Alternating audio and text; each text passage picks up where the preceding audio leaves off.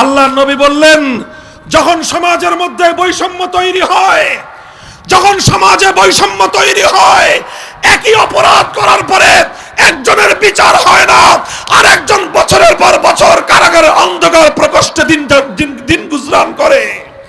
যখন একই অপরাধ করবার কারণে সরকারি দলের লোকদের বিচার হয় না, বিরোধী দলের লোকজন যুগের পর যুগ তাদেরকে কারাগারের অন্ধকার প্রকোষ্ঠে সাজা খাটতে হয়। একই অপরাধ করলে প্রধানমন্ত্রীর সন্তানের বিচার হয় না, বিরোধী নেত্রীর সন্তানের বিচার হয়।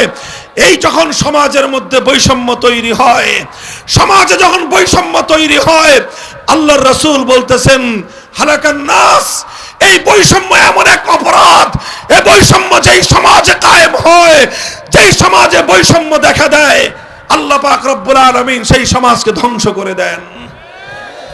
মুহতারাম হাজিরিন, সুতরাং আল্লাহর নবীর পরে যেই কথাটা বললেন, সে কথা যদি হাদিসের কিতাবে সহিহ হাদিসে বর্ণিত না থাকতো, বুখারীর হাদিসে যদি বর্ণিত না থাকতো, মুখে উচ্চারণ করতে আমরা সাহস পেতাম না।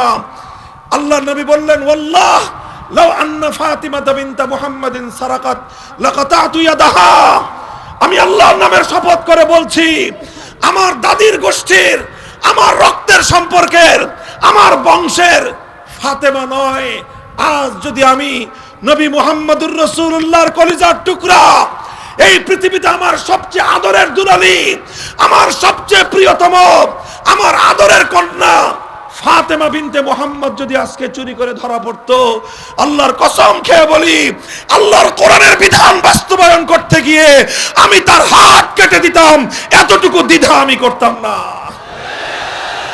হে মুসলমান, হে উম্মতে মুহাম্মাদিয়া, হে কোরআনের ধারক বাহক, কোথায় আজ তোমরা ঘুমিয়ে আছো? বৈষম্যহীন সমাজ গড়া এটা শুধুমাত্র বৈষম্য বিরোধী ছাত্র নেতৃবৃন্দের দায়িত্ব নয়। মনে রাখবে, আবার বলছি, বৈষম্যহীন সমাজ গড়া, বেইনসাফপূর্ণ সমাজ গড়া, বেইনসাফি, জুলুম, শোষণ, স্বৈরতন্ত্রের বিরুদ্ধে লড়াই করা, এটা শুধু বৈষম্য বিরোধী ছাত্র নেতৃবৃন্দের দায়িত্ব নয়, এটা সর্বপ্রথম দায়িত্ব তাদের যাদের পক্ষে আল্লাহ পাক রব্বুল আলামিন আসমানি কিতাবের ইলম রেখেছেন। এটা সর্বপ্রথম দায়িত্ব তাদের যাদেরকে আল্লাহ পাক ওয়ারাসাতুল আম্বিয়া, নবীর আম্বিয়াদের ওয়ারিস এবং উত্তরাধিকারের গৌরব এবং মর্যাদা দিয়েছেন। আল্লাহর কোরআন কি বলেছে? সূরাতুল হাদিদ পড়ো, তেলাওয়াত করো। কেন আল্লাহ পাক যুগে যুগে কিতাব নাজিল করেছেন? কোরআন দুনিয়াতে কেন এসেছে? আদম আলাইহিস সালাম থেকে নিয়ে আখেরি নবী মুহাম্মদুর রাসূলুল্লাহ সাল্লাল্লাহু আলাইহি ওয়াসাল্লাম পর্যন্ত সমস্ত নবী দুনিয়াতে কোন মাকসাদে এসেছেন? উসুলি মাকসাদে বিআসাতে আম্বিয়া কি? আল্লাহর কোরআন বলতেছে, লাকাদ আরসালনা রুসুলানা বিল বাইয়িনাত ওয়া আনজালনা মাআহুমুল কিতাবা ওয়াল মিজান লিয়াকুমান নাসু বিল কিসত। আল্লাহ বলেন, যুগে যুগে আমি আসমানি কিতাব নাজিল করেছি, আসমানি শরীয়ত নাজিল করেছি, আমি আমার সমস্ত নবী রাসূলদেরকে প্রেরণ করেছি। তার অন্যতম একটা উদ্দেশ্য হলো লিয়াকুমান নাসু বিল কিসতি, মানব সমাজের মধ্যে ইনসাফ কায়েম করা, মানুষের সমাজে ইনসাফ কায়েম করা।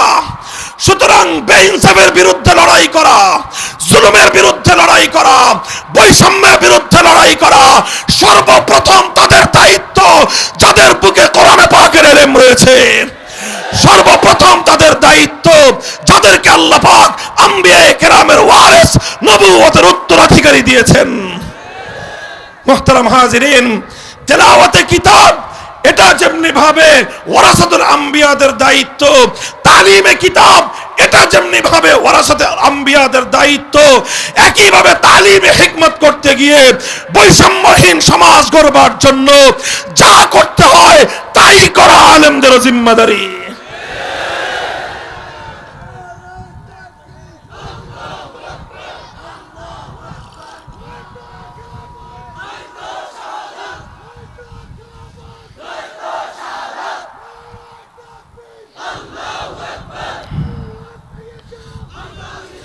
আমরা এই কথাগুলো যখন বলতে যাই, আমাদের কাছ থেকে এক শ্রেণীর মানুষ শুধুমাত্র ওয়াজ আর নসিহত, শুধুমাত্র আমলের নসিহত শুনতে চায়।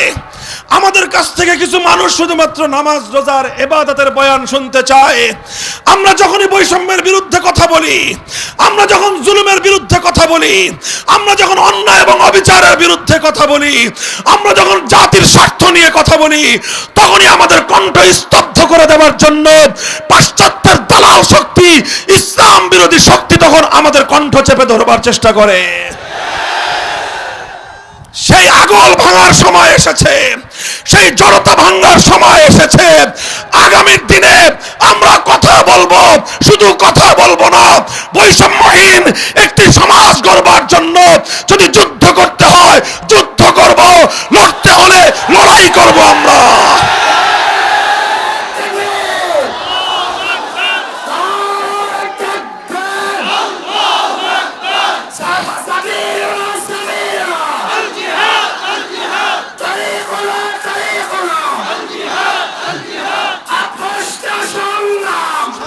عظيم ونفعنا وإياكم بالآيات والذكر الحكيم. اللهم صل على محمد وعلى آل محمد كما صليت على إبراهيم وعلى آل إبراهيم إنك حميد مجيد. اللهم بارك على محمد وعلى آل محمد كما باركت على إبراهيم وعلى آل إبراهيم إنك حميد مجيد.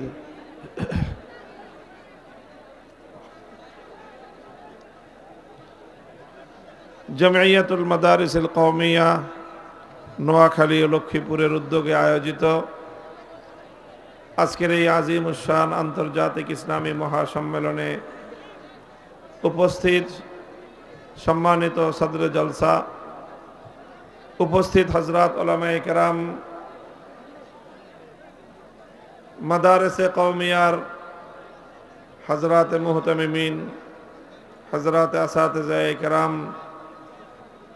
এবং প্রাণপ্রিয় ছাত্র বন্ধুগণ, সর্বস্তরের নোয়াখালী লক্ষ্মীপুর এলাকাবাসী, সর্বপ্রথম মহান আল্লাহ পাক রব্বুল আলামিনের দরবারে শুকরিয়া আদায় করছি, যেই মহান রব্বুল আলামিন আজকে আমাদেরকে এই বিপুল পরিমাণ আল্লাহর দ্বীনের সৈনিক, আল্লাহর দ্বীনকে মহব্বতকারী নবী প্রেমিক তৌহিদি জনতাকে এখানে একত্রিত হওয়ার তৌফিক দিয়েছেন। হযরত উলামায়ে কেরামের কাছ থেকে মূল্যবান দ্বীনি আলোচনা শুনবার তৌফিক দিয়েছেন। রব্বে করিমের বড়ই মেহেরবানি। এই জন্য আল্লাহর দরবারে কালিমাতুশ শুকরের হাদিয়া পেশ করি, আলহামদুলিল্লাহ। আমার আলোচনার আগে এখানে কিছু কালিমাতে সানাইয়া পাঠ করা হয়েছে, এগুলোকে আমি কালিমাতে দোয়াইয়া হিসেবে আল্লাহ পাক রব্বুল আলামিনের নিকট কবুলিয়াতের প্রার্থনা করতেছি, কামনা করতেছি এবং আপনাদের কাছ থেকেও সেটাই প্রত্যাশা করতেছি যে আপনারাও আমার জন্য দোয়া করবেন, আল্লাহ যেন কবুল করেন। যথেষ্ট রাত হয়েছে, দীর্ঘ আলোচনা করার অবকাশ এবং প্রয়োজনীয়তা নেই। আমি কোরআনে পাকের সূরাতুল জুমআ থেকে তেলাওয়াত করেছি অল্প একটু। আয়াতের বিষয়বস্তু আপনারা হয়তো অনেকেই অনুধাবন করেছেন। আয়াতের বিষয়বস্তু হলো হযরত রাসূল আকরাম সাল্লাল্লাহু আলাইহি ওয়াসাল্লাম, যিনি পৃথিবীতে একটি অনেক বড় ধরনের ইনকিলাব, বিপ্লব সাধন করেছিলেন। আইয়ামে জাহিলিয়াতের যুগে সেই আরব বেদুইনদের মরুচারী সভ্যতার বর্বরতার যুগে তিনি মক্কা মদিনা এবং জাজিরাতুল আরবকে কেন্দ্র করে এমন এক বিপ্লব, এমন এক পরিবর্তন সাধন করেছিলেন, যেই পরিবর্তন শুধু জাজিরাতুল আরবেই সীমাবদ্ধ ছিল না, শুধু আরব ভূখণ্ডেই সীমাবদ্ধ ছিল না, বরং পৃথিবীর উত্তর থেকে দক্ষিণ মেরু পর্যন্ত সারা পৃথিবীকে আন্দোলিত করেছিল। সারা দুনিয়ার বর্বরতা অসভ্যতার কবর রচনা করে মানবতা এবং ইনসানিয়তের ফুল বাগান ফুটিয়েছিল। রাসূল সাল্লাল্লাহু আলাইহি ওয়াসাল্লাম সর্বকালের সর্বযুগের সর্বশ্রেষ্ঠ বিপ্লবী। তিনি পরিবর্তন এনেছেন। তিনি জাহিলিয়াতের অন্ধকার দূর করে তিনি আলো ফুটিয়েছেন, হেদায়েতের আলো। গুমরাহির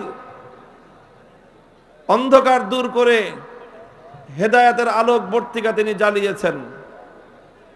এই কথাগুলো শুধু আমাদের নয়, বরং বিশ্ব ইতিহাসের সব শ্রেণী পেশা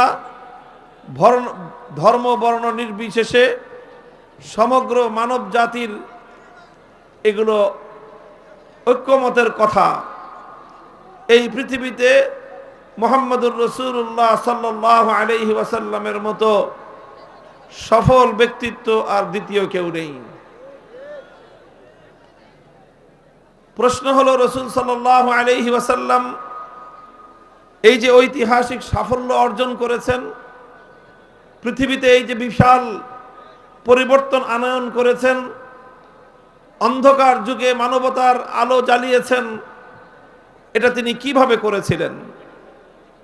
কোন পদ্ধতিতে, কোন প্রক্রিয়ার মাধ্যমে?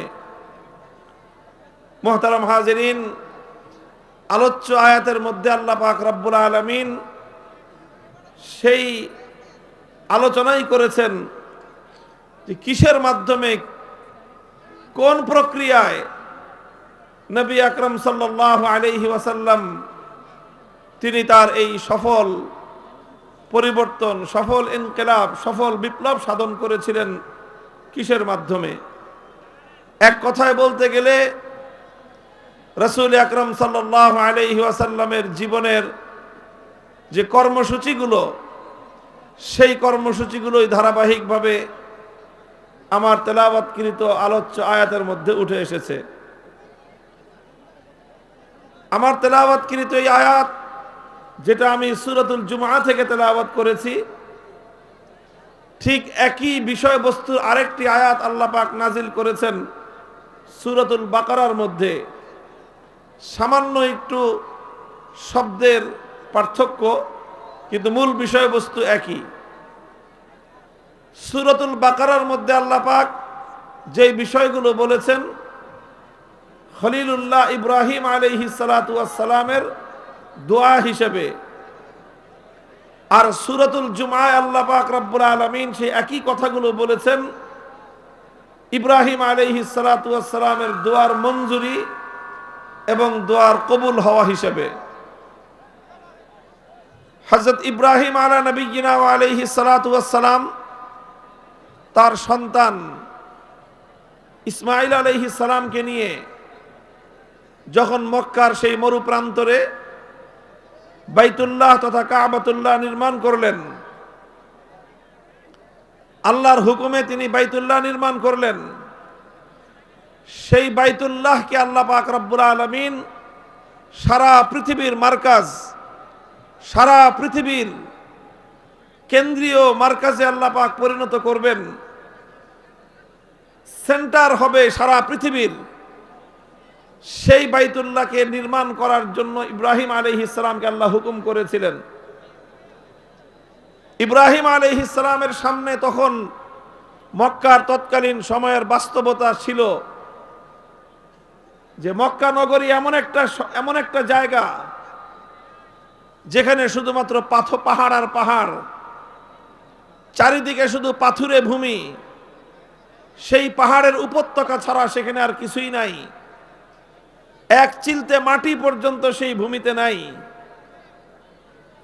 কোনো ফল ফসল ফুলের গাছ তো দূরের কথা, একটা সাধারণ ঘাস বা গাছ পর্যন্ত সেখানে উৎপন্ন হয় না। বিবাদিন গায়রি জি জারইন, সেই রকম কোনো ফল নাই, ফসল নাই, উৎপাদন নাই। সেখানে তেমন কোনো গুরুত্বপূর্ণ আকর্ষণীয় অন্য কোনো কিছু নাই যেটা সারা দুনিয়ার মানুষকে আকৃষ্ট করবে। বড় ধরনের কোনো জনবসতি নাই। এই অল্প কিছুদিন আগে এখানে ছোট্ট একটা বসতি গড়ে উঠেছে বনু জুরহুমের। তো এই বাইতুল্লাহ সারা দুনিয়ার মানুষের জন্য মারজা হবে, সারা দুনিয়ার মানুষের জন্য কেন্দ্রবিন্দুতে পরিণত হবে। এটা হবে কিভাবে? এমনি এমনিতে হওয়া সম্ভব নয়। কোনো বিল্ডিং দিয়ে মার্কাজ হয় না, কোনো ভবন দিয়ে, কোনো দালান কোঠা দিয়ে, কোনো ইমারত দিয়ে দুনিয়াতে কোনো জিনিসের কেন্দ্র বা মার্কাজ তৈরি হতে পারে না। মার্কাজ হওয়ার জন্য মার্কাজি কর্মসূচির প্রয়োজন হয়, কেন্দ্র হওয়ার জন্য কেন্দ্রীয় কর্মসূচির প্রয়োজন হয়। আর সেই কেন্দ্রীয় কর্মসূচি, মার্কাজি কর্মসূচি, এটা হাওয়া থেকে নেমে আসে না। সেটা সেই কেন্দ্রীয় কর্মসূচির জন্য, মার্কাজি কর্মসূচির জন্য প্রয়োজন হয় একজন মার্কাজি শখসিয়ত, কেন্দ্রীয় ব্যক্তিত্বের প্রয়োজন হয়। এই জন্য ইব্রাহিম আলাইহিস সালাতু ওয়াস সালাম বাইতুল্লাহ শরীফ নির্মাণ করে আল্লাহর কাছে দোয়া করলেন, রব্বানা ওয়াবাস ফীহিম রাসূলাম মিনহুম ইয়াতলু আলাইহিম আয়াতিকা ওয়া ইউআল্লিমুহুমুল কিতাবা ওয়াল হিকমাতা ওয়া ইউযাক্কিহিম ইন্নাকা আনতাল আজিজুল হাকীম। ইব্রাহিম আলাইহিস সালাম আল্লাহর কাছে দোয়া করলেন যে আল্লাহ, আপনি এই মক্কার অধিবাসীদের মধ্য থেকে একজন ব্যক্তিকে রাসূল হিসেবে প্রেরণ করেন, যেই রাসূল এই জাতির নিকট প্রেরিত হয়ে 4টি কর্মসূচি পালন করবে। কয় কর্মসূচি? 4টি কর্মসূচি পালন করবে। এই 4 কর্মসূচির মাধ্যমেই ইব্রাহিম আলাইহিস সালাতু ওয়াস সালাম আশাবাদ ব্যক্ত করেছিলেন যে এই 4 কর্মসূচির মাধ্যমে সর্বপ্রথম আল্লাহর ঘর বাইতুল্লাহ আবাদ হবে, মক্কা নগরী আবাদ হবে, জাজিরাতুল আরব আবাদ হবে, আরব ভূখণ্ড আলোকিত হবে। আর তারপর সেই আলো আটলান্টিক মহাসমুদ্রের প্রান্ত থেকে আফ্রিকার মহাজঙ্গল পর্যন্ত বিস্তৃত হবে।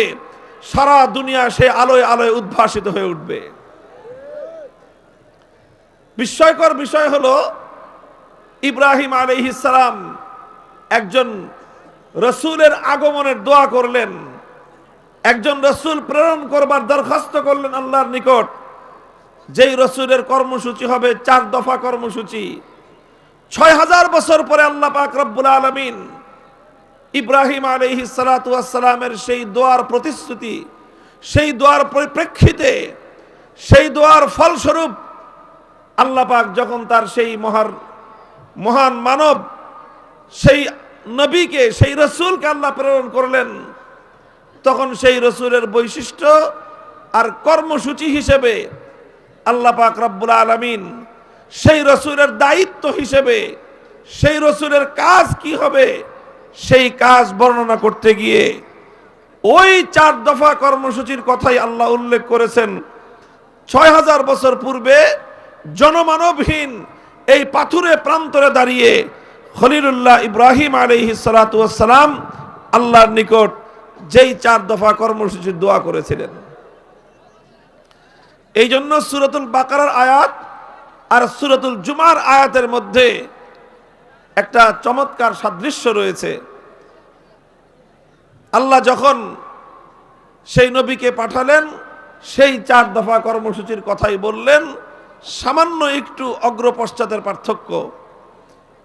সুতরাং এখান থেকে আমরা স্পষ্ট উপলব্ধি করতে পারি যে কেন্দ্রীয় নেতৃত্বের জন্য, বিশ্ব সভ্যতায় আমূল পরিবর্তনের জন্য, অন্ধকার এবং জাহেলিয়াতকে দূরীভূত করে সারা দুনিয়াকে আলোকবর্তিকায় উদ্ভাসিত করতে হলে আজও পর্যন্ত 4 দফা সেই কর্মসূচির কোনো বিকল্প নাই।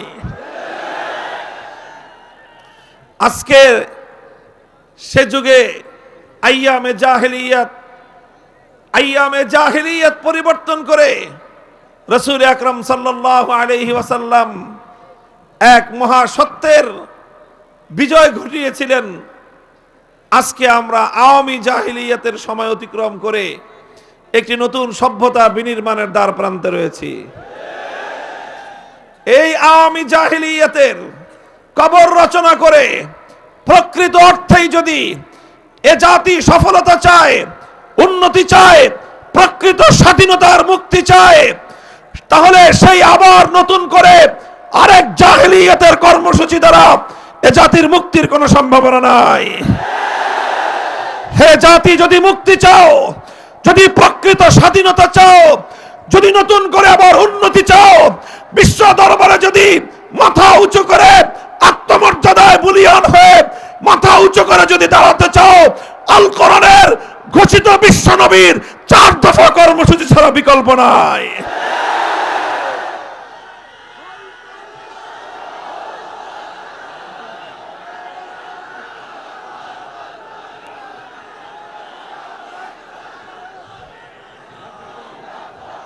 মুহতারাম হাজিরিন, খুব সংক্ষিপ্ত আলোকপাতের মাধ্যমে রাসূল আকরাম সাল্লাল্লাহু আলাইহি ওয়াসাল্লামের পালিত, অনুসৃত, বাস্তবায়িত সেই 4 দফা কর্মসূচির সংক্ষিপ্ত আলোকপাত করব এবং আজকের প্রেক্ষিতে সেই 4 দফার বাস্তবায়ন বিষয়ে আপনাদের সম্মুখে কিছু সুপারিশ আমাদের পক্ষ থেকে উপস্থাপন করব ইনশাআল্লাহ।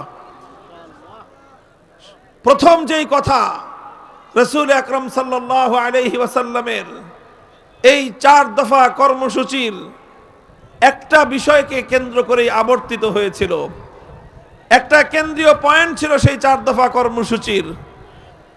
নবী করিম সাল্লাল্লাহু আলাইহি ওয়াসাল্লামের সেই 4 দফা কর্মসূচি, সেই 4 দফা কর্মসূচির মূল কেন্দ্র ছিল কিতাবুল্লাহ, কোরআনে করিম। মূল কেন্দ্র কি ছিল? কোরআনে করিম। আরে এদিকে দেন, এদিকে দেন, ওদিকে ঘুরেছেন কেন? দিতে বলছি, এদিকে সরায় দেন। আপনারা মানুষের মুখের উপরে দিয়ে রাখছেন, মানুষ দেখতে পারতেছে না। এই কথা বলে না, চুপ, আওয়াজ হবে না। আরে ওদিকে দিছেন কেন ঘুরায়া? আমার দিকে দেন, এদিকে দেন, এদিকে। আপনার শব্দ করবেন না, শব্দ করবেন না। অনেক মানুষ, সবাই একটু একটু করে আওয়াজ করলে বিকট আওয়াজ হয়ে যায়, আলোচনার ধারাবাহিকতা ক্ষুণ্ণ হয়। আপনারা বুঝতে হবে, এটা খুব ভালো করে বুঝবেন। মুহতারাম হাজিরিন, বলতেছিলাম 4 দফা এই কর্মসূচির মূল কেন্দ্রবিন্দু হলো একটাই, সেটা হলো কোরআনে করিম। সেটা কি? কোরআনে করিম। কিতাবুল্লাহকে কেন্দ্র করেই নবী আকরাম সাল্লাল্লাহু আলাইহি ওয়াসাল্লাম 4টি কাজ করেছেন। কিতাবুল্লাহকে মধ্যখানে রেখে সেই কিতাবুল্লাহর চারপাশ দিয়ে আল্লাহর নবীর 4 দফা কর্মসূচি বাস্তবায়িত হয়েছে। আপনারা বুঝবেন, গ্রাম অঞ্চলের মানুষ যারা, এখন তো নতুন মানুষ, নতুন প্রজন্মের লোকেরা কম বুঝবে, যারা একটু বয়স্ক তারা ভালো বুঝবে, মুরব্বীরা। এই যে যখন নাকি মাঠের ক্ষেত থেকে, ফসলের ক্ষেত থেকে যখন ধান কেটে আনে, ধান কেটে এনে তারপরে কি করে কৃষক? কি করে বলেন তো? ধান মাড়াই করে, তাই না? আপনাদের দেশে কি বলে? ধান মাড়াই করা। এখন তো মেশিনের যুগ চলে আসছে। এই বেশি দিন আগেও না, অল্প কিছুদিন আগের কথা বলতেছি, তখন তো মেশিন ছিল না। তখন ধান মাড়াই করতো গরু দিয়ে, ধান মাড়াই করতো গরু দিয়ে। মানুষের বাড়ির উঠোনে, অধিকাংশ কৃষকদের উঠানেই এরকম গরু দিয়ে ধান মাড়াই করা হতো। তো গরু দিয়ে ধান মাড়াই করতো কিভাবে? 3টা 4টা গরু একটার সাথে আরেকটা গলা দিয়ে রশি বাঁধতো। তারপরে মধ্যখানে একটা খুঁটি গাড়ত, এই খুঁটির সাথে সেই রশিটা বেঁধে দিত, আর এরপরে এই গরু হাঁকায় দাও। এখন গরু যতই দৌড়ায় ওই খুঁটিকে কেন্দ্র করে চারদিকে তাকে ঘুরতে হয়, এর বাইরে যাওয়ার সুযোগ নেই।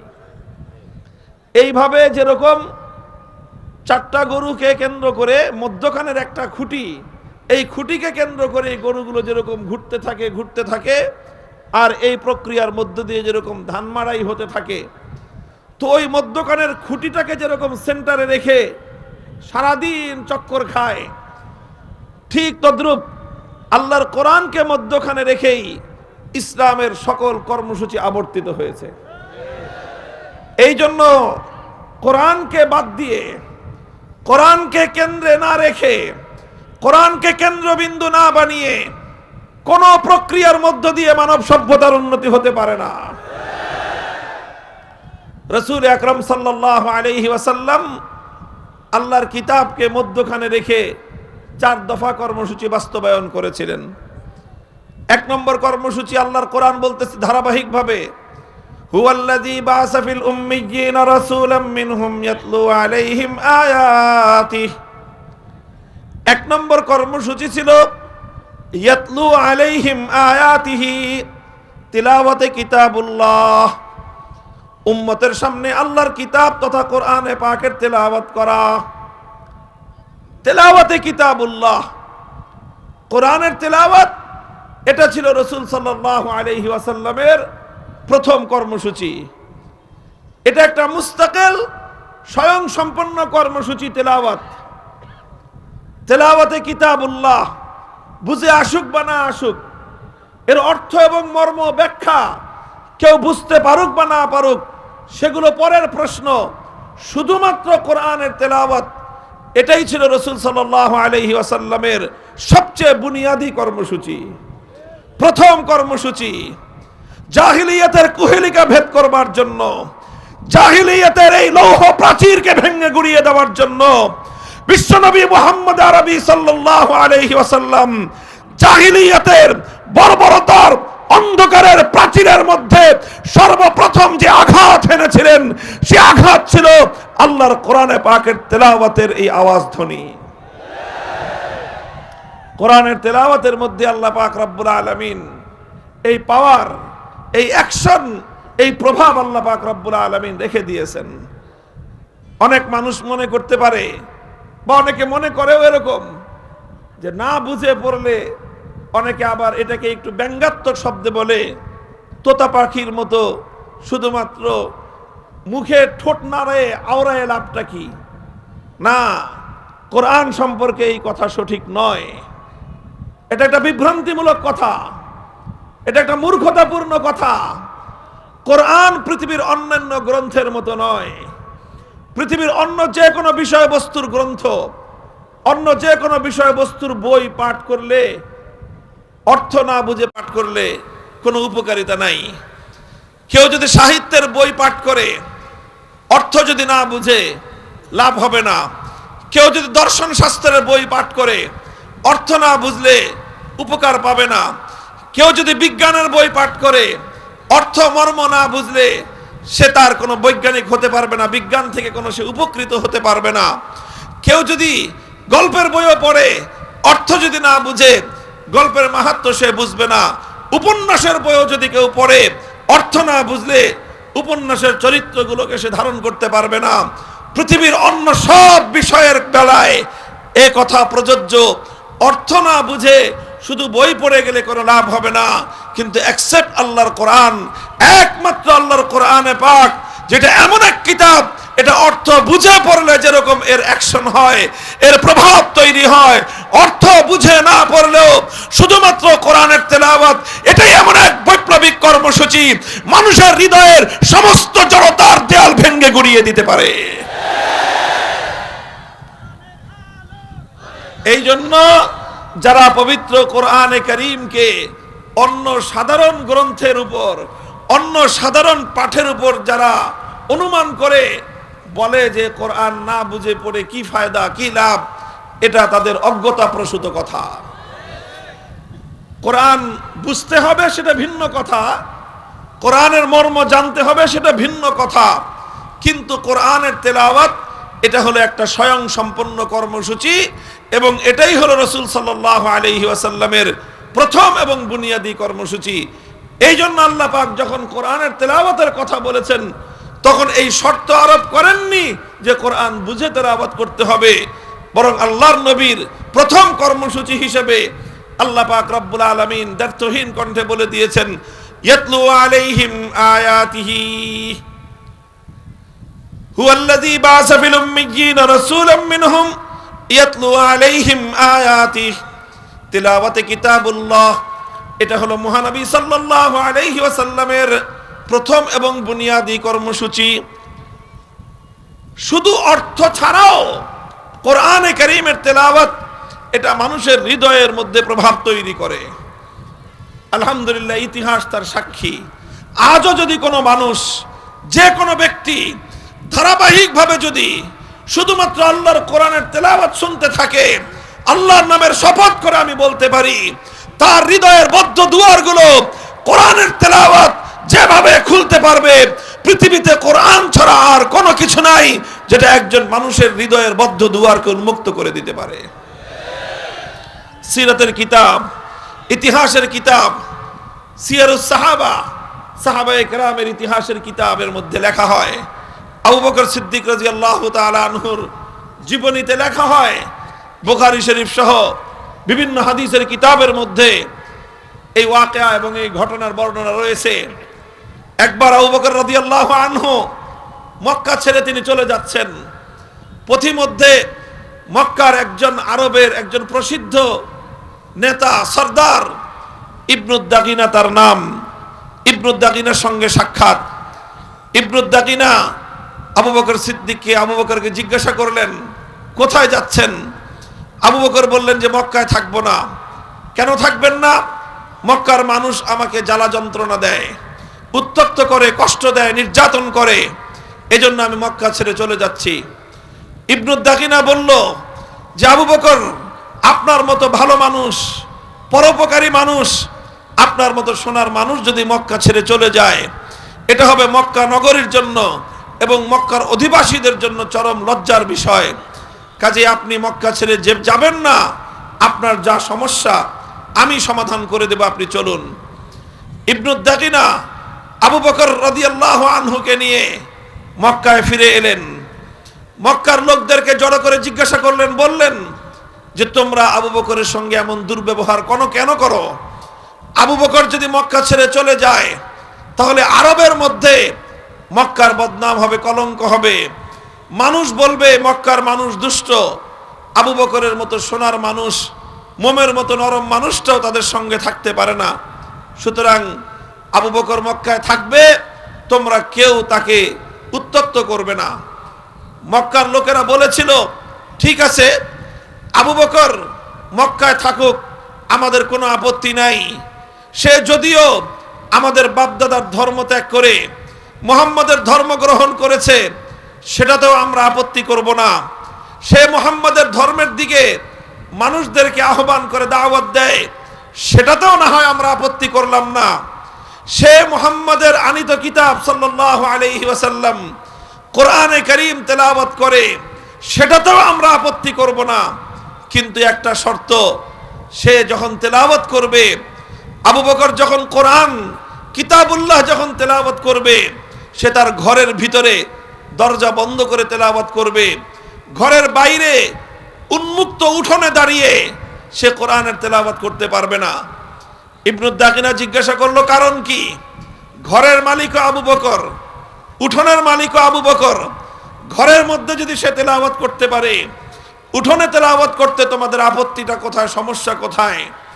মক্কার লোকেরা জবাব দিয়েছিল যে আবু বকর যখন উঠোনে দাঁড়িয়ে তার আবেগ মাখা কণ্ঠে, কান্না জড়ানো কণ্ঠে যখন কোরআনের তেলাওয়াত করতে থাকে, তখন তার এই কোরআনের তেলাওয়াত মন্ত্রমুগ্ধের মতো আমাদের গোটা মক্কার মানুষদেরকে এমনভাবে আকৃষ্ট করতে থাকে যে ঘরগুলোতে আমরা ছোট ছোট শিশু, এমনকি নারীদেরকে পর্যন্ত ঘরের মধ্যে আবদ্ধ রাখতে পারি না। লোহাকে যেরকম চুম্বক তার নিজের দিকে আকৃষ্ট করতে থাকে, সিদ্দিক আকবরের তেলাওয়াতে কোরআন মক্কার ছোট ছোট শিশু বাচ্চাদেরকে পর্যন্ত লোহার চুম্বকের মতো তার নিজের দিকে আকৃষ্ট করে নিয়ে আসে। এই জন্য মক্কার লোকেরা বলেছিল যে উন্মুক্ত ভাবে উচ্চ স্বরে আবু বকর কোরআনের তেলাওয়াত করতে পারবে না। মুহতারাম হাজিরিন, হাদিসের সোনালী পাতায় এরকম অসংখ্য ঘটনার উদ্ধৃতি আপনারা পাবেন, আমরা পাবো যদি খুঁজে দেখি যে কোরআনের তেলাওয়াত এটা কিভাবে সেই জাহেলিয়াতের সেই বর্বরতার যুগে সর্বপ্রথম যে বর্বরতার জাহেলিয়াতের ভিত শুদ্ধ নাড়িয়ে দিয়েছিল, সেটা ছিল আল্লাহর কোরআনের তেলাওয়াতের গুঞ্জরণ। সেটা ছিল কোরআনের তেলাওয়াতের গুঞ্জরণ। আজকে